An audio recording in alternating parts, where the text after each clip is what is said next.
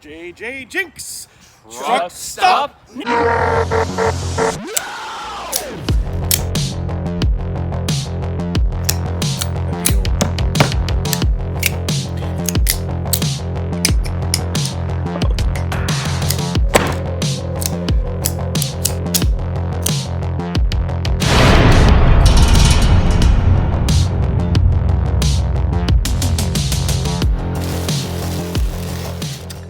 I got my camo tissue paper background going on because it's a new month and it's time to open one of these. This is the Smoky Mountain Knife Works Officer Care Package. I can't believe it's been a month already. What a weird year. To open this package, I'm going to use the knife that I've been carrying since last month, the Gerber Hall. So my experience with this knife all around has been pretty damn good. I'm impressed with this thing. I don't want to go into an exhaustive review. I'd like to get to the next package, but I'll just give you some of the highlights. At first, I thought that the safety mechanism would be annoying, because every time you open the knife, you gotta push this button, but it turned out not to be that big of a deal. And it's got that little stripe on the other side letting you know that this thing is now live. I did like, just that little bit of reassurance that it gave me that this thing's not going to open in my pocket. The deployment is snappy as hell. And it's a very simple mechanism. It's just got a little bar of sprung steel in there to swoosh the blade out. It's an old design, but it works. I normally don't like black finished blades too much, but I think it suits this knife pretty well. That being said, the finish could have been done a little bit better. You can see there are parts where it didn't quite cover the entire part of the blade before the grind. But that's okay, because one of the nice things about these kinds of finishes is that they look really cool when they're worn. Now, I use this knife for lots of things besides just boxes. I cut up a chicken with it, and it really got through those bones quick. One of the things I also like about it is the way it closes. You push this button, and the blade simply releases, just like that. And you can hold it down and do this. That's fun. Just a couple of other little details. The screws holding everything together are these flathead looking deals.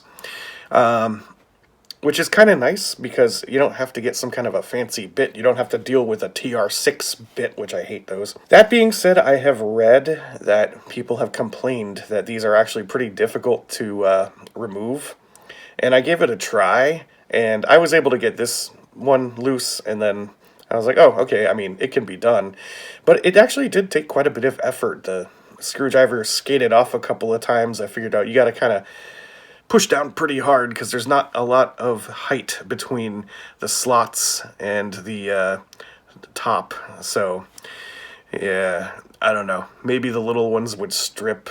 I didn't really try. But probably the greatest thing about this knife, for me anyway, was the pocket clip. I didn't even think about it when I saw it. I just noticed, oh, it's got a little bit of a curve to it up here. What that ends up doing is when you put it down into your pocket, it sort of kicks it to the back of your pocket and is completely out of the way for when you want to reach in and get other things. It's such a simple thing, and it worked spectacularly. I am going to miss this knife. I don't know what I'm going to replace it with, but let's find out. Gerber Hall, you're retired. I'll give you a little bit of a glimpse, and then we'll go one by one. Alright, got another piece of the tissue paper. I have been holding on to these for what I don't know. Maybe I'll make a paper mache knife. Here we go. Alright. Well, I am not unhappy so far. Well, I grabbed this one first because I already have one. This is the K-Bar Spork knife, or the Tactical Spork. It's the Model 9909 Spork knife, as opposed to all the other 4-digit models. I'm having a lot of trouble getting this open. There we go.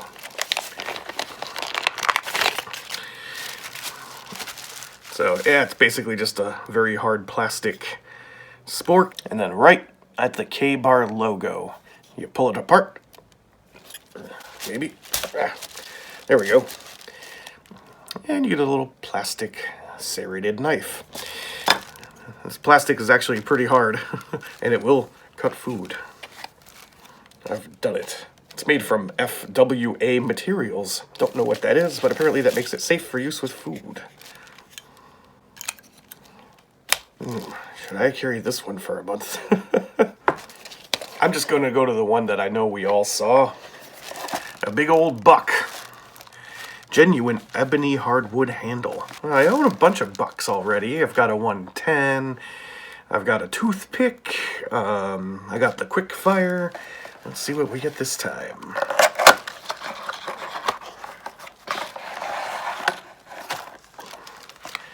Oh, we got the nice leather sheath. Oh, I guess it's a 110. I can see it right there.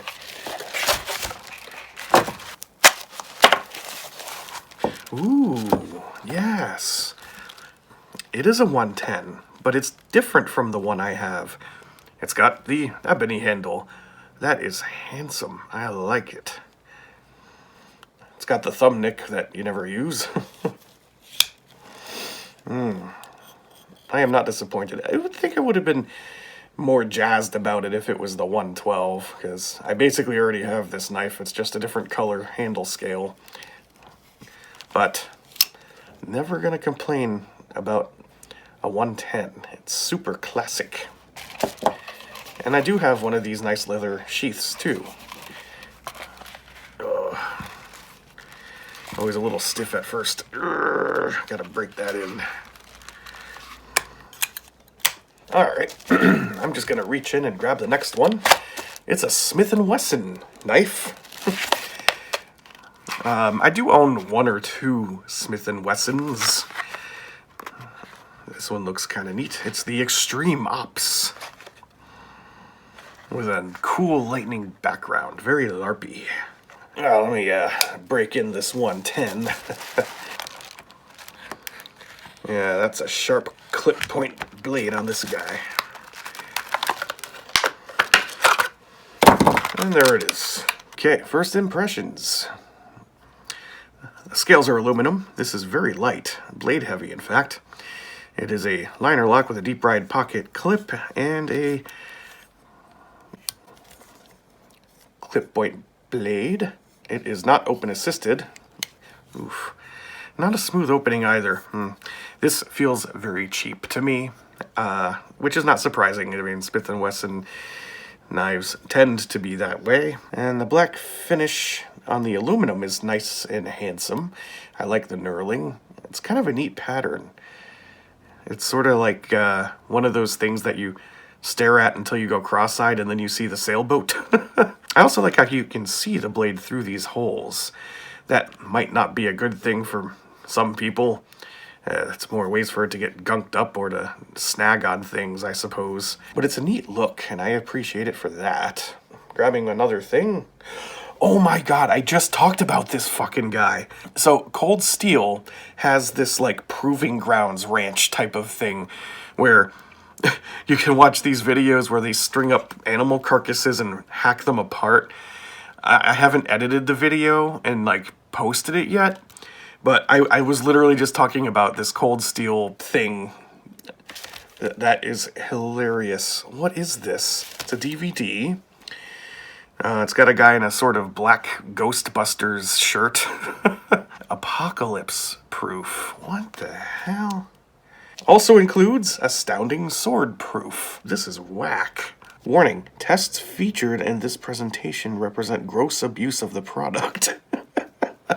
Well, I will watch it at some point, and if it's funny enough, maybe I'll do some kind of review on it.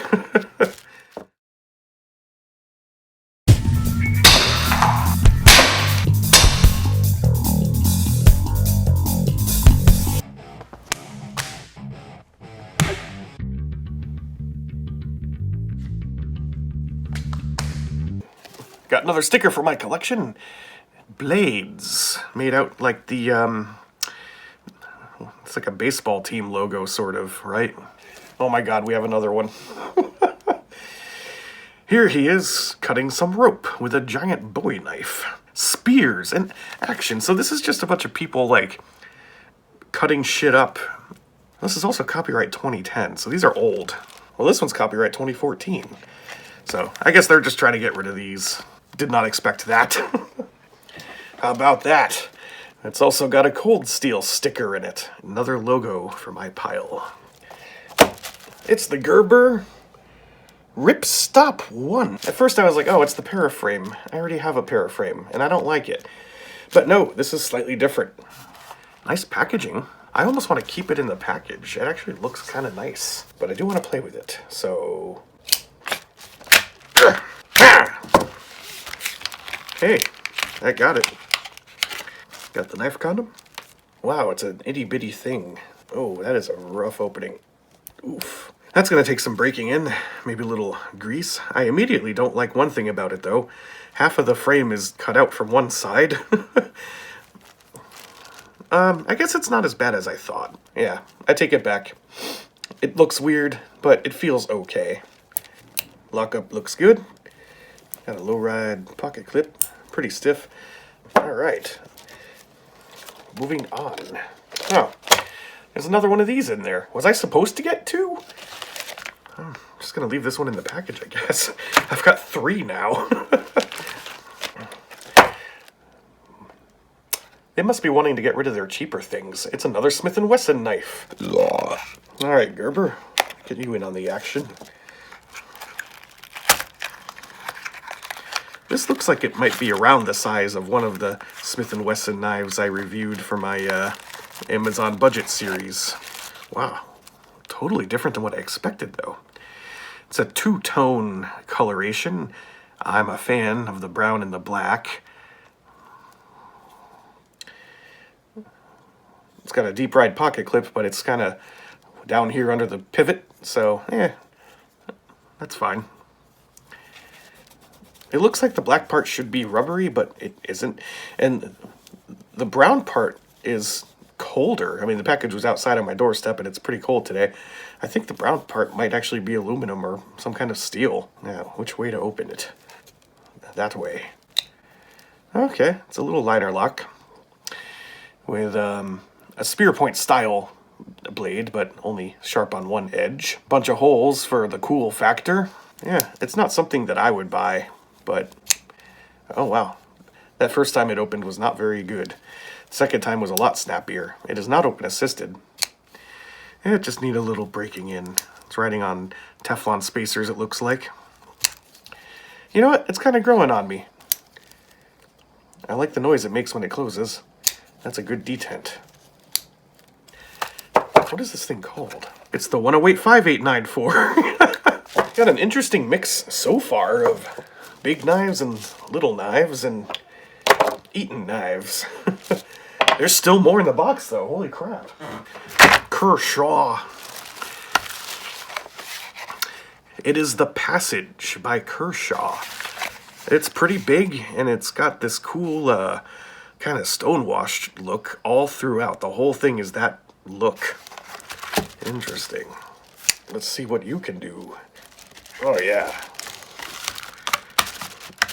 Now that was smooth. Probably because it was a straight line. Bink. You know, this knife actually reminds me a lot of another one that I reviewed on my Amazon Budget Blade series. It is cold. What immediately strikes me about it is that it's got a pretty large footprint, but it's actually not that wide. Flipper tab is a little stubby thing that's all the way up here with like 2 lines of jimping in it, but at least there is some jimping. It is open assisted. I don't know how I feel about the finish on the blade. It looks a bit gaudy, if you ask me. I like it just fine for the scales. I would have been okay with a satin finish for the blade, though. Looks like it's a drop point blade. I thought that was some damage on the edge there for a second, but it's just a little gunk. The frame lock is nice, though. It's a pretty long bar. Like the cut starts all the way down here. And you got a deep ride tip up clip. A little bit of jimping here. Yeah, This is an interesting knife. What was it called? The Passage. Believe it or not, there's still more. They really packed this box full. I didn't really think about it last month, but there was no candy in it. This time we got candy. I don't really eat this stuff, but got a couple of broken candy canes and a whole bunch of Dum Dum lollipops. 3, 4, 5, 6, 7, 8, 9. 9 and a half. Holy shit, there's more.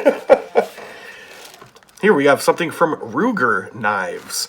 A lot of knives from firearms companies. I don't own a Ruger knife, but I knew that they made them. I used to own a Ruger 1022. That was a fun plinker. Accurate as hell, too. This is apparently called the Windage, to go with the firearm theme.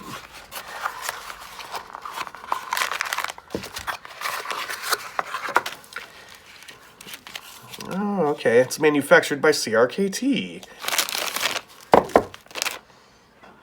A lot of interesting contours on this one, and knurling. It's got this interesting spinal cord looking thing on the back with a thumb stud. I think I might know what that's about. It's got a flipper tab here, so I suspect this might be assisted open. Holy crap, look at the blade stock. Pretty thick. No, that is not assisted open. It's just very smooth. It's a liner lock, and it's a biggin. Another stonewash finish with the handsome Ruger logo next to the CRKT logo. It tells you the name of the knife on the other side so you don't forget, which I totally would. That's actually quite comfortable in the hand. It's a little cold, but I mean, that can be excused. I think the scales might be aluminum. Not sure. Yeah, that's pretty comfy. A little bit of a hot spot for these thumb studs down here. Let's check out what that is about. It's either a gut ripper or a seatbelt cutter or something, right? Oh no. It's just a clip, like a carabiner thing. Okay. So you can clip your lanyard into it, or clip your keys into it, or whatever. I was expecting it to fold out and be another tool. Pretty neat, gives it a unique look. And these ridges are not very sharp, so it didn't really bother me when I held it. Pretty extensive catalog. Wow, Ruger makes a lot. Cool. Well, that's everything that came in this month's box. More than any other box I've gotten by far. 2 K-bar things, 1, 2, 3, 4, 5 folding knives, plus... Well, there's the full box. Let's open the confidential envelope and get some more details. That Smith & Wesson Extreme Ops liner lock retails for $7. Black aluminum handles. Yep, that was aluminum, all right. That's a cheap-ass knife. I'm not surprised it was under $10. Then we have the Smith & Wesson M&P Shield. Which one was that? Oh, that was this little guy. It's little with a big personality. Anyway, it's 8CR13 MOV stainless steel. That's basically 440. Aluminum and black nylon handle. Yeah, so that brown, that is metal. That's aluminum. I knew it. Retails for $10. And we got the Gerber Ripstop 1 super lightweight frame lock design. It is surprisingly strong and has a lot of functionality, blah, blah, blah. $15. Yeah, actually, a lot of Gerber stuff seems overpriced. I would have expected it to be more, but $15, that's fair. That's fair. And the K-Bar Tactical Spork, $6.93. So I don't think I was supposed to get 2. I feel very lucky. For the Officers Club box, there were actually 2 that came in that one. That was the Buck 110 and the CRKT Windage. That's that big metal beast. I gotta pick one of these to carry for a month. Well, I gotta tell you, I'm very, very tempted by this Kershaw knife, but it's just so huge. I'm also tempted by the Ripstop, but I just did a Gerber. I should give Gerber a break. I am extremely tempted by this one. I don't know. I want to get to know it better. You know what I mean? This one could be interesting, but again, it's enormous. Here's what I'm going to do. I'm not going to carry the sporks. I'm not going to carry the 110. I'm going to carry each of these for one day of the week, since there are 5 of them. and then I'm going to pick the one that I like the most and carry it for the rest of the month. Join me next month, and I'll tell you all about it. Maybe.